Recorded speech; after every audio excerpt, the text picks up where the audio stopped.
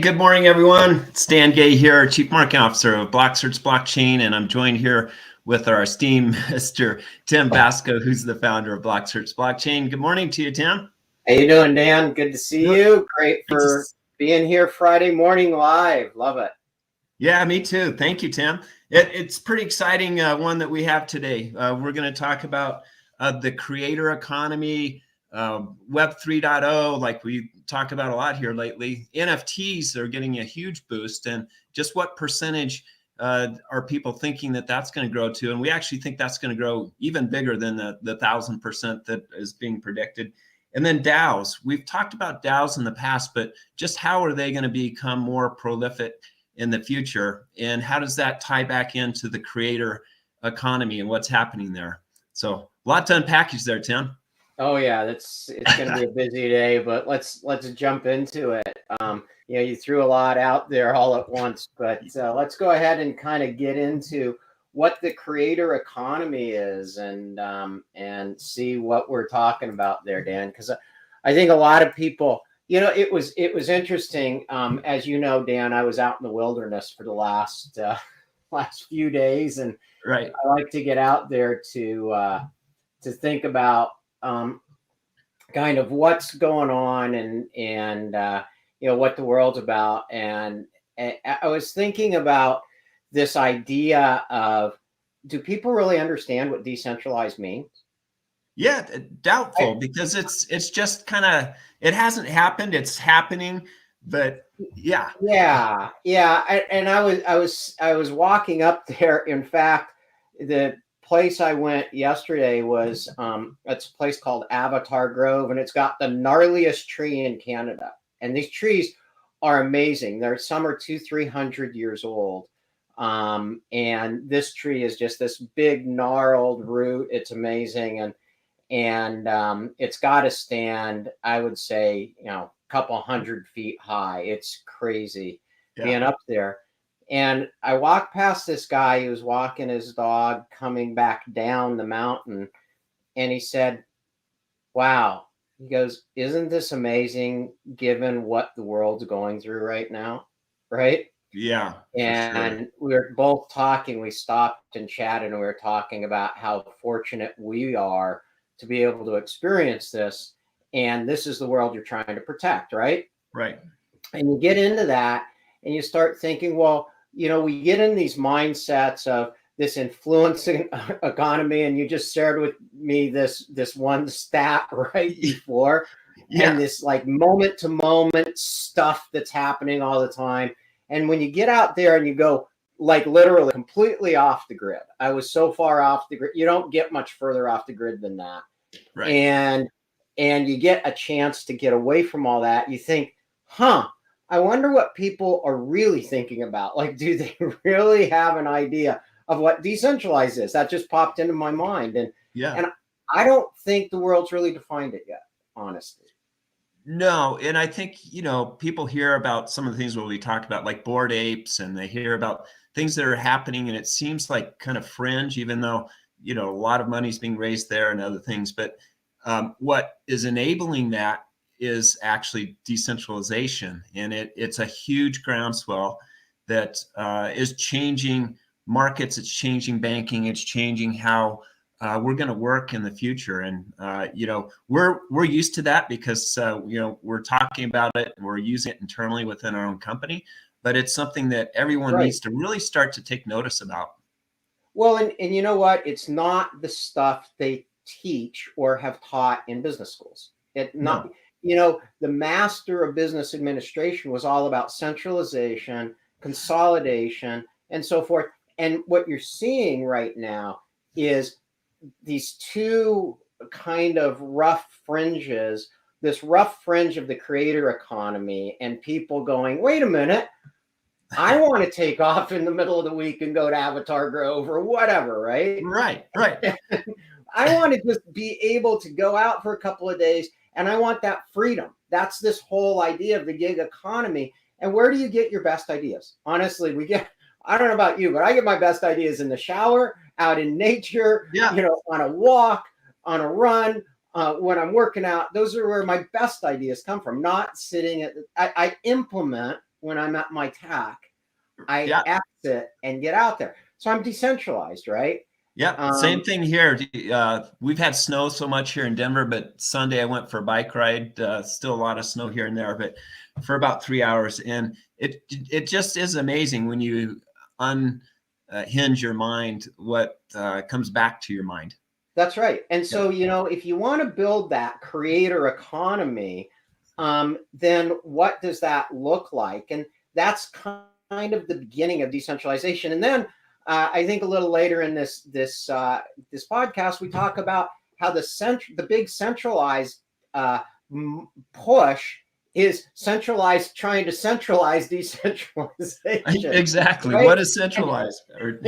It's amazing because there's that friction of this is how we've always done it versus wait a minute, but that didn't work so well, and It's time to scale up. It's time to get out there. So we see that with the NFTs that are this greatest technological development for creators since the advent of the internet. And I like that. And it says 2022 they'll grow by 1,000%. I like this idea that we say for creators. Well, what are we in business if every day we aren't creating a better kind of function? If this isn't just for artists. Like, we're all artists in some sort or another. The idea has always been in productivity to improve, step by step every day to try and grow into being better, right? And even in marketing and things like that, Dan, we get to a base case and then we multivariate test. We do those kinds of things, right? Right. And you get people telling you their feedback, and what you thought you knew up front is not what actually resonates with everyone, but maybe a version of it. So it's interesting. Exactly. Yeah. And so we look at this, think about it, Web 2.0 versus Web 3.0. The internet made content distribution, both creation and distribution, way easier, but fraud, all those rights are harder to protect. We have these businesses like Shutterstock and Getty Images and iStock Photo and things like that centralize to make rights protection better, right? Right. And then you have what we're using right here, YouTube content creation. We're creating right now, like on the fly, live. Right. We're creating content for better or worse, folks. This is what we're creating, and that's the model that exists today. But Web 3.0 is pretty much everybody's a content creator. You've got these authenticated creations, and then you are kind of able to say, well, if we put authentication in there, we put decentralization in there, where do those other business models land? Like, where do they end up? And that's the friction between Web 2.0 isn't just about the technology. It's about the decentralization of that technology into more people's hands, inclusion and capabilities that the Web 2.0 certainly built, but now we're distributing that. We're decentralizing that. Yeah, for sure, Tim. And for Web 3.0, what's interesting, I saw a statistic from the U.S. government just showing that in the fourth quarter of last year, there were over 14 million new business licenses that were being requested, which was almost 4 times the amount of the past. And the reason for that is because of this creator economy. It's because, we have the gig workers, we have individuals that are building new tools, that are finding new ways to work. And it's all because of, a lot of it's because of COVID, a lot of it's because we've gone digital and we've found new ways to work. That's right. Which is what you're going to talk about here. We've invented platforms that are new ways to work. Exactly, which they couldn't do before because of Web 2.0. Exactly. And the super secret part of that is, yes, I was way out in the middle of nowhere, really. And it's easy where I live to get into the middle of nowhere pretty fast. Right. I don't have to go thousands of miles to do this. But you get way out in the middle of nowhere. but literally, Dan, within moments, like 10, 15 minutes, you can get back connected in most places. And, I've got a super secret weapon I'm going to try later in getting out on some of these remote excursions, which is at the click of a button, you can connect. Now, if you can do that and you can create that idea of being a creator and, getting into this market where you're emerging with access to the technology when you want it. Right. Then the question is, who's got their button on the trigger? And also, the second thing is the fee economy. Who gets to earn the fees or that margin? We're creating products, services, content, and things like that, and creating a new revenue stream or a new economy. Yeah, absolutely, Tim. And digital rights, protected fee structures, all the different components that allow you to go digital and to protect what you have and to bring other new individuals into the fold. Exactly. So when we do that, when we look at that, the creator economy, the first thing is there's this new generation of creators emerging. And one of my favorite stats long back was we're going to need to create 600 million new jobs. Well, guess what? That's going to be created by the people who are building those new jobs or building these new companies. Correct. Right? And then the second thing is this idea of social feeds built in that are controlled by these creators into their wallets with crypto and things like that. And it's going to be this idea of a new type of community building, right? And again, what enables this is going back to that NFT smart contract model. That's what enables all of this. This is the enabling technology. That's what we've been building at BlockCerts for the last decade. I hate to say it, but decade plus, right? Yeah. Well, what's interesting, Tim, is, we hear smart contracts, you see it, online and everything, but I just don't think many people really understand what an enabler smart contracts will be. And I know we're going to talk about the DAO and what that means here as well. Exactly. So Dan, number 3, here on the creator economy is this Gen Z creators. And you shared a stat with me right before we got on here. You got to tell our listeners what that is. That just blows me away. Yeah, it blows me away too. And, you have to look at mega trends. You have to look at what's happening. And you don't know unless you ask people, et cetera. But there was one study that was done that, in the past, if you ask, 8-year-olds to 15-year-olds or so, what do you want to be when you grow up?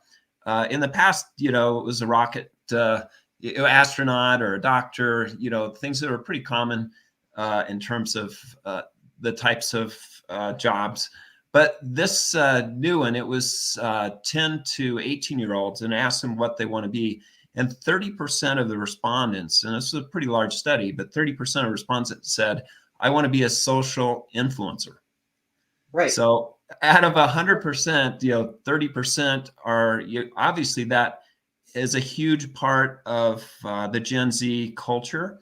And it's something that, people individuals are looking at from age 10 to 18.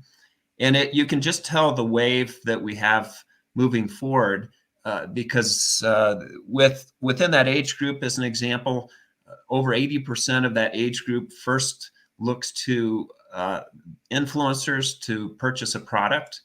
And it's just a whole different dynamic versus, the old school advertising and a lot of the old school things that we think about.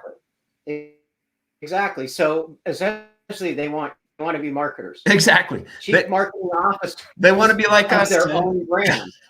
They want to be their own brand, right? Right. And fair enough. So, and how do you do that? How do you get control of that? How do you smart contract it? You NFT it. And you start becoming that artist, brand, influencer, or business creator, which we're going to talk about in a minute.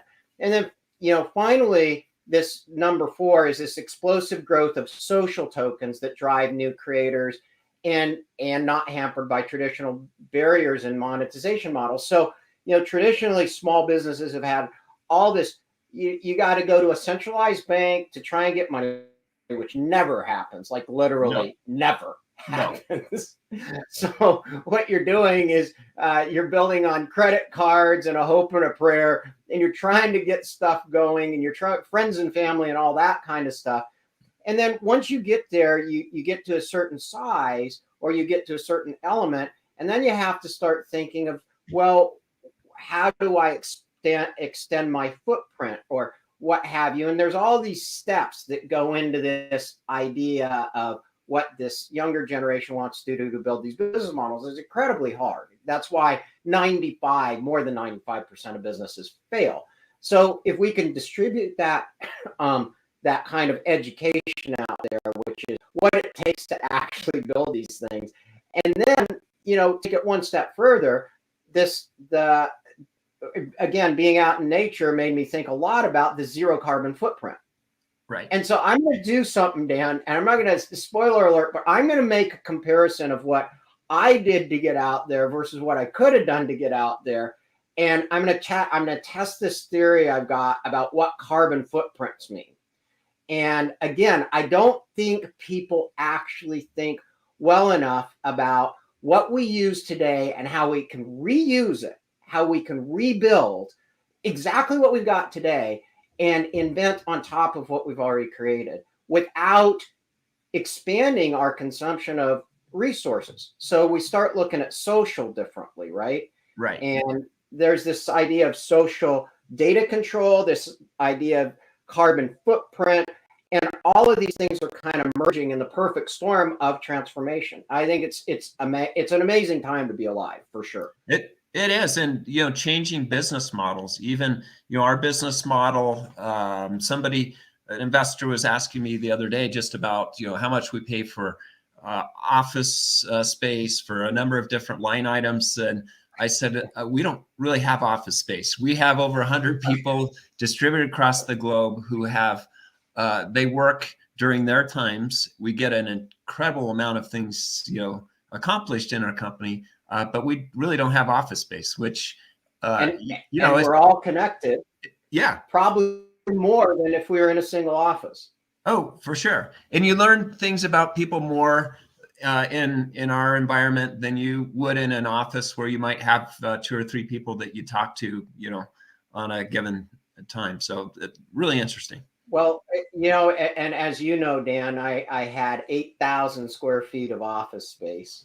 Right. And this was crazy back in 2015 when I decided I'm going to decentralize.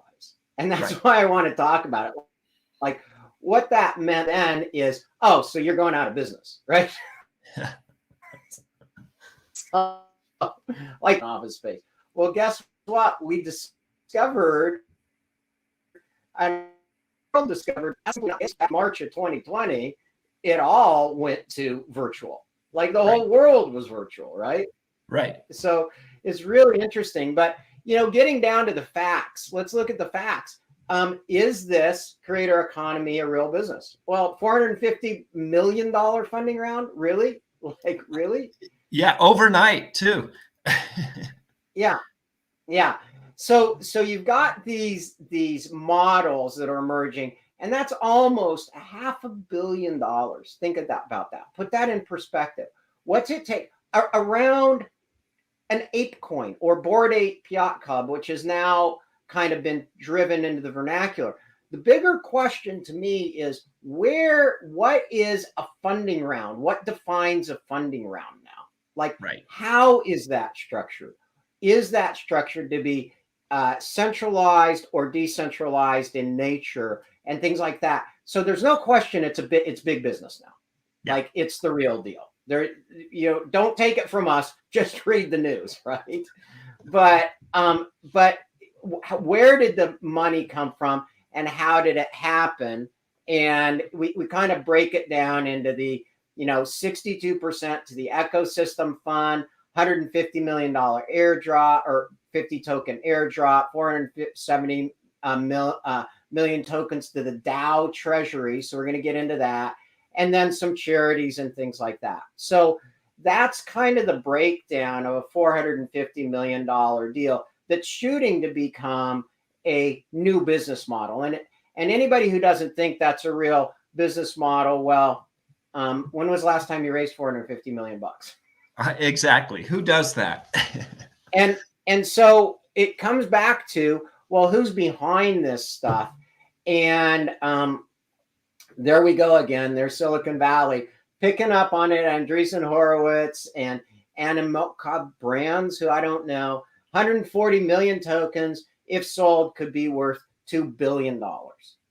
So, Silicon Valley always being these leaders, the question is, will they try to centralize or centralize decentralized business models? Right. Because where is this big amount of capital and power going to come from? And is it going to come from masses? Is it going to come from the SMEs, the SMBs, the creators themselves? Or is it going to be consolidated again into this next bridge? I think eventually it'll be decentralized.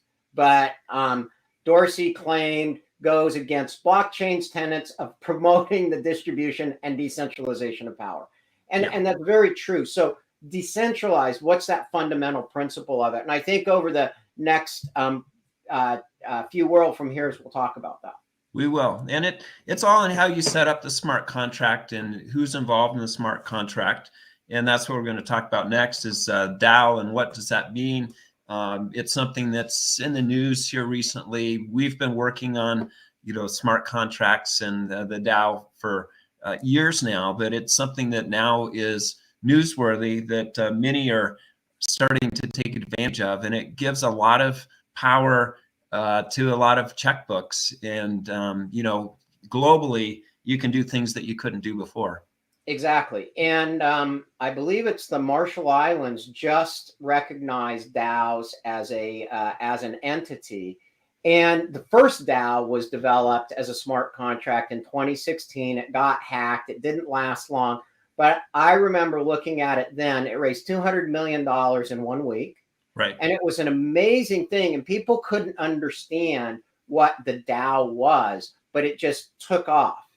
And then it crashed. And in fact, that was this big split with the Ethereum community because they reversed the transaction. I think recently the hacker of the original DAO was located and identified, things like that. But the idea of these decentralized automated organizations, the first idea was, well, people won't run these things.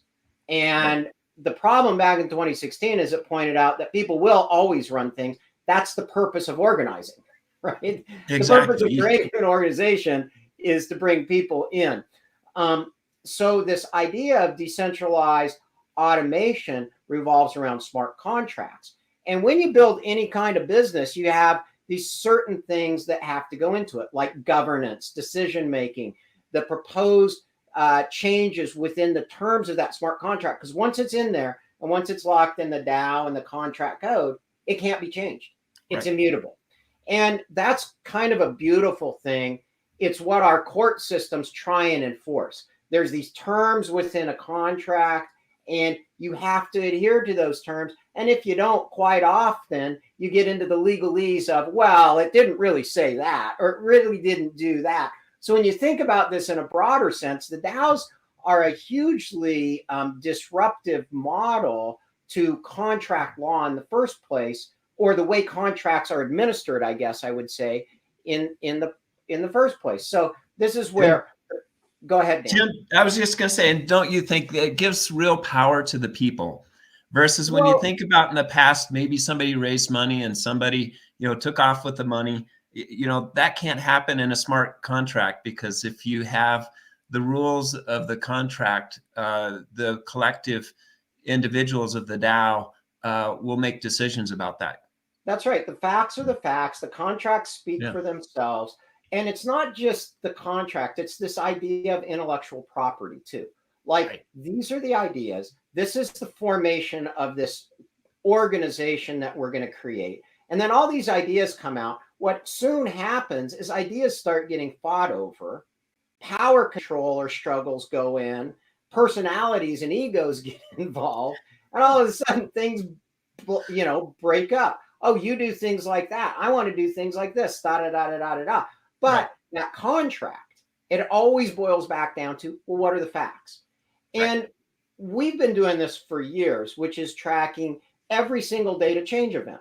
So no matter what happens within this organization of the DAO, you can actually watch every transaction, whether somebody viewed something even and didn't even say something, and it's always that question of, did you know what happened? What did you do?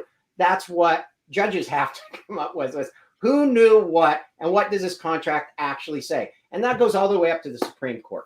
It's the beautiful part about the justice system is, I believe they do try and ultimately boil it down to, well, what are the facts and what was intended? And, when you get to that point, these ideas of patent law or copyrights or trademarks or who came up with what. The great movie is like the Founder with who is that? Michael Keaton? Yeah. Yeah. Isn't it? Yeah. I think so. And he's like, I'm the founder of McDonald's. No, you weren't. Ray Kroc was not the founder of McDonald's. Right. And Elon Musk wasn't the founder of Tesla either. Right? Like, who came up with the original IP? NFTs. Right. NFTs, you can't fake that. You can't go around who actually invented the intellectual property. Now, if somebody wants to buy the rights to that or then call themselves a founder, all you have to do is go back and say, yeah, well, that's fine. Maybe you were a smart guy in business, but did you actually come up with that idea? Right.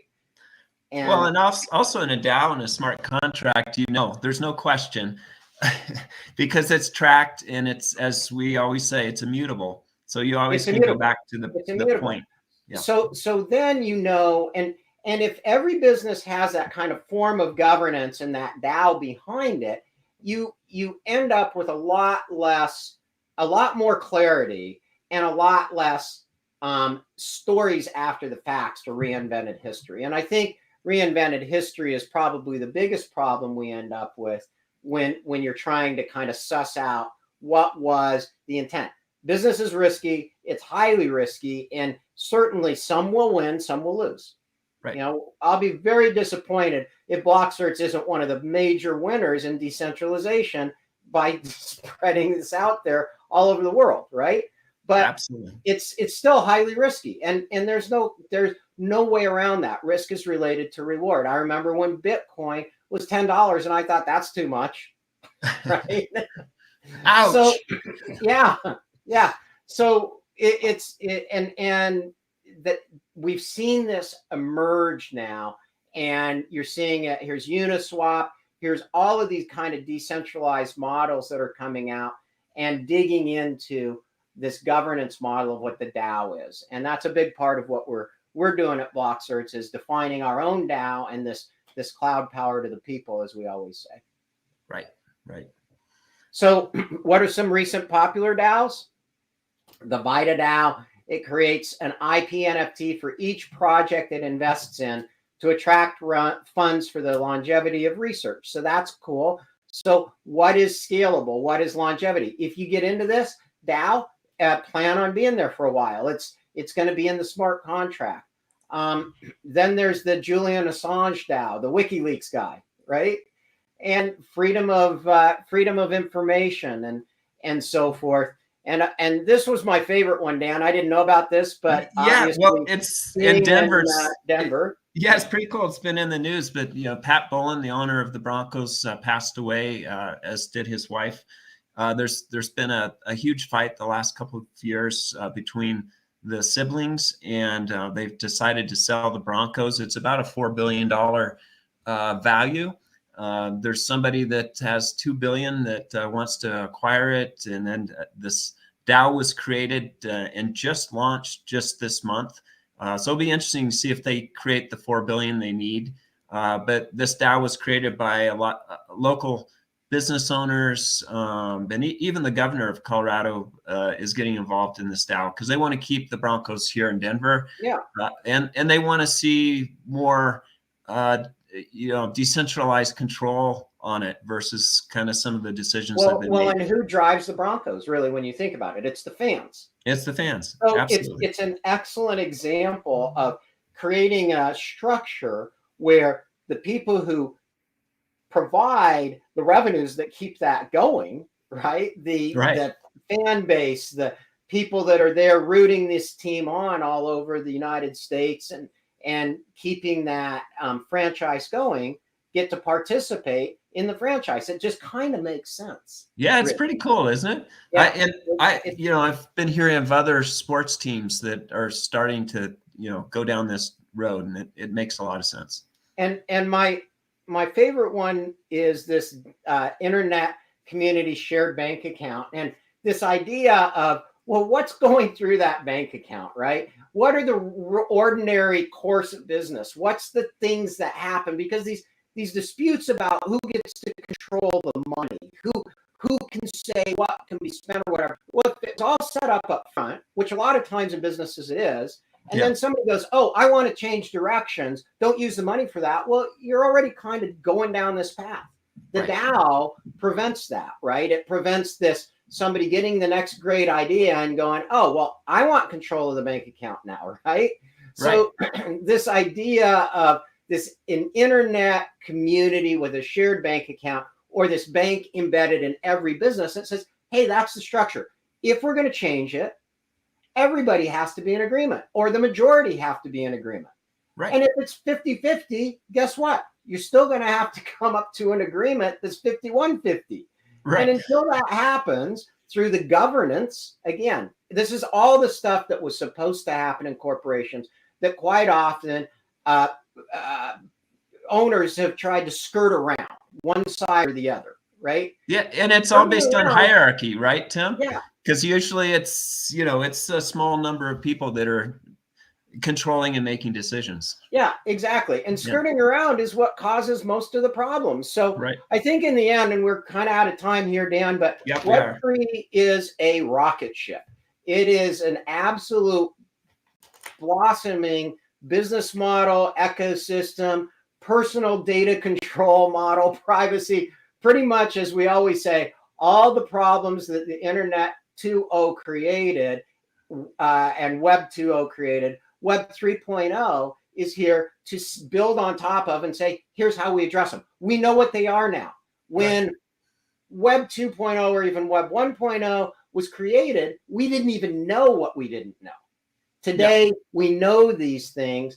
And if you've been at this for long enough, a couple of decades and so forth with that experience, you can see it and you're like, oh, and especially if you started building into that, half a decade ago, like we did or more. And it's like, oh, this is what Bitcoin's trying to do in 2008. That's pretty interesting, because that's exactly right. That's what's going to happen underlying architecture of what these new business models are going to be. That's kind of where I started my career at really thinking about decentralization. So I'm excited to share that with people. And that statement you made, Tim, that was 3 or 4 years ago. I think one of the first times I went skiing with you and kicked your was down at the bottom waiting for you. But see, that's not reinventing history I'm talking about. There it is. We're NFT in this next season. We should have had a DAO, Tim. We're doing a DAO.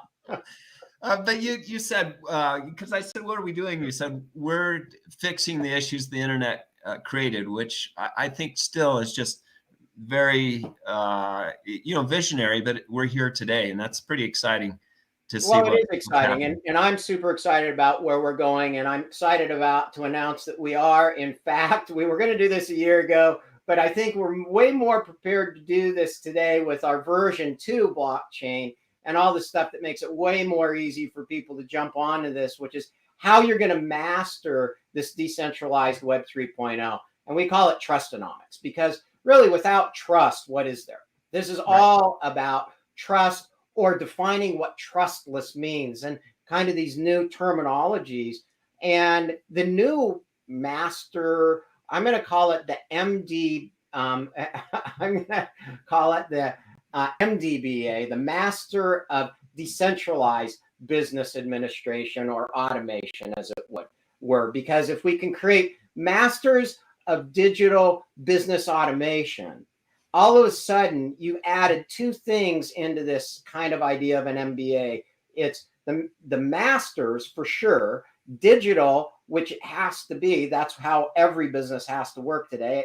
Every small business, even down to a mobile device, to a business, and then automation, which is creating these, using these technical automation models, whether it be the blockchain, AI, IPFS, all of these kind of vernaculars we have out there, NFTs, smart contracts, all that. That's what creates the automation. So the MBBA is really that masters of digital business automation that shifts the way we think about how we're going to create new economies. And I think really, really big, important new economies with tokenization and the blockchain starting as one piece of it. It's only one piece. Yeah, and it really shifts the whole business model and how you act, how you interconnect, how you transact, and everything you do, and everything that I grew up, that you grew up doing in business has all changed, and it's changed within the last couple of years, and it's changing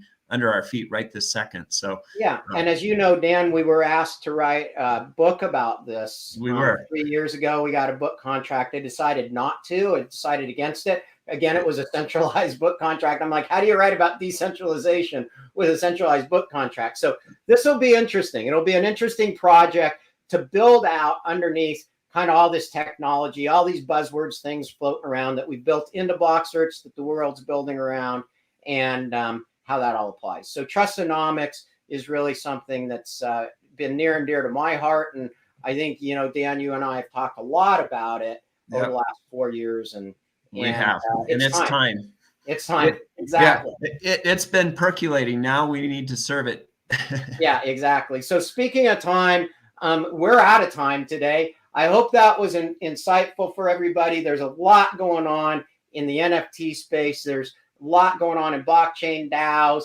Silicon Valley is always busy doing their thing, so it's interesting to follow that. But in the meantime, if you want a choice, join us at BlockCerts. Don't just subscribe and give us a thumbs up, which we really appreciate, but go grab a couple of tokens and don't leave $10 tokens on the table like I did with Bitcoin. It's not too expensive, trust me.